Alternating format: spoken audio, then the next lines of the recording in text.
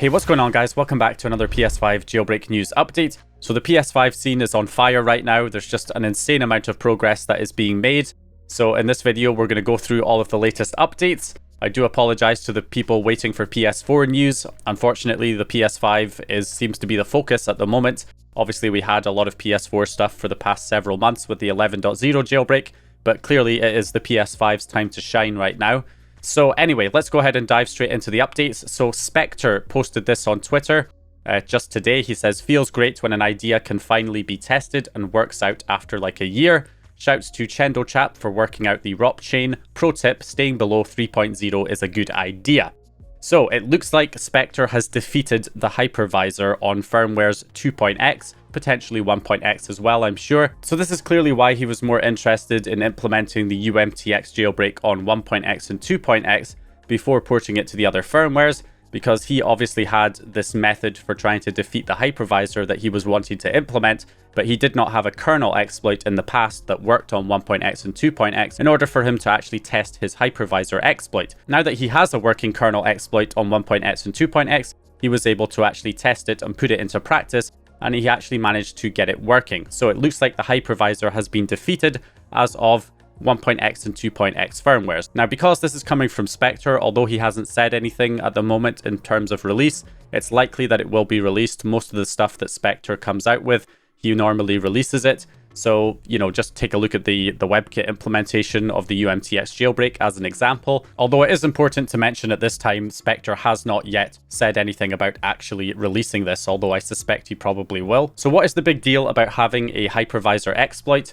Well, at the moment, the current jailbreaks that we have to bypass the Hypervisor in another way by using the libhijacker, which essentially runs a process in the background that handles all of the requests from Homebrew and Payloads and various other things in order to be able to give us a similar level of jailbreak functionality. But it's not the most stable thing. It's running in the background. It's not the most efficient. That's why people run into issues when running, you know, PS4 fake packages with Kstuff, where you can run into issues where the games run slow or they take long to load or they have other random issues.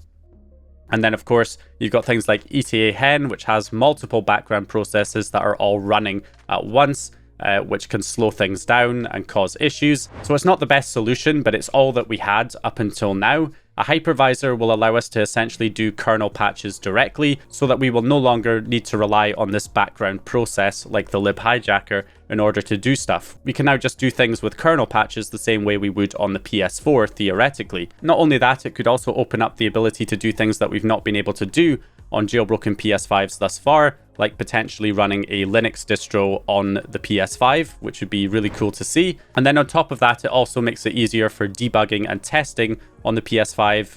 Developing payloads and stuff should be a lot faster. Now, in terms of also getting access to PS5 fake packages, it could aid in the process of trying to get that working. Now, it's not going to be a simple case of just having a Hypervisor exploit means that we can automatically get PS5 fake packages. Zeko gave a little bit more clarity on this. He says, some heads up about PS5 package installation and Hypervisor being defeated. Defeating the Hypervisor won't automatically make you able to install PS5 packages, even if you have access to kernel.txt read and write. You can, however, use the added power to try and defeat the A53IO coprocessor that separately handles the PS5 packages, but nobody has tried that yet. So having a Hypervisor exploit could at least help towards getting PS5 fake packages going in the future. So that is another good development. Now, it is only for 1.x and 2.x because the way that the Hypervisor was implemented was changed as of 3.x firmwares. So Specter's Hypervisor exploit here is only valid for 1.x and 2.x firmwares. It has been patched on firmwares higher. So it turns out that Specter is not the only one to have a Hypervisor exploit. There's also Flats, who has a private Hypervisor exploit, and he's been revealing some more information about it on the research and development Discord. He's been answering a few questions.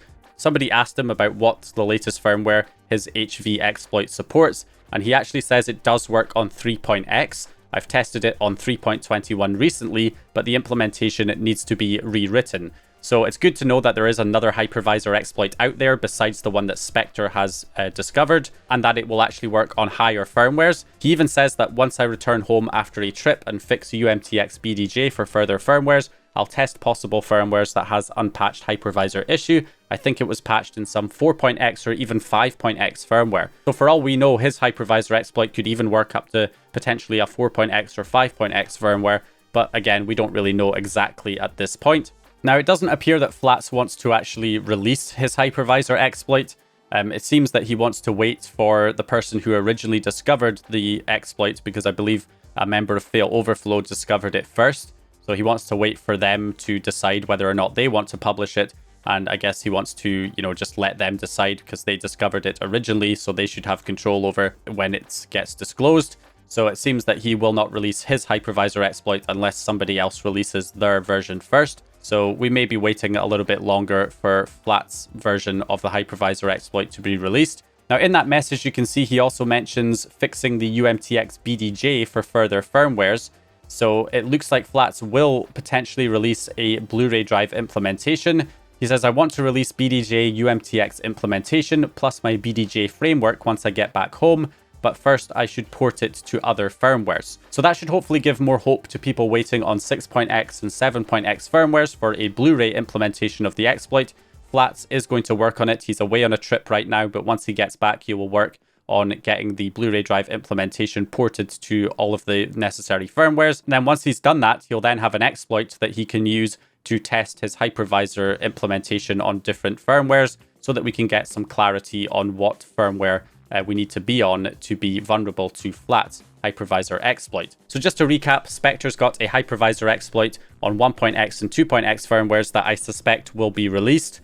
And then of course Flats has got a hypervisor exploit that he knows works on 3.x firmwares and could potentially work higher, but he's not tested it yet to see exactly what firmware it's been patched in, and he's not planning on releasing it unless Fail Overflow release their implementation first. And then once he gets back from his trip, he will work on updating his Blu-ray drive implementation with the umtx jailbreak to the various firmwares and then release it.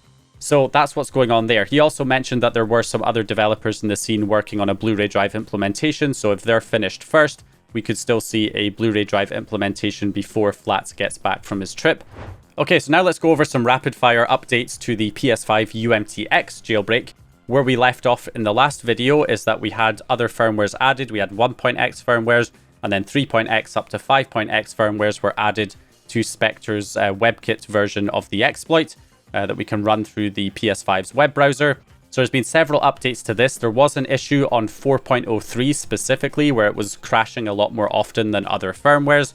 That has now been fixed by Slayer's Govy. Slayer's Govy implemented a fix for 4.03. You can see it right here.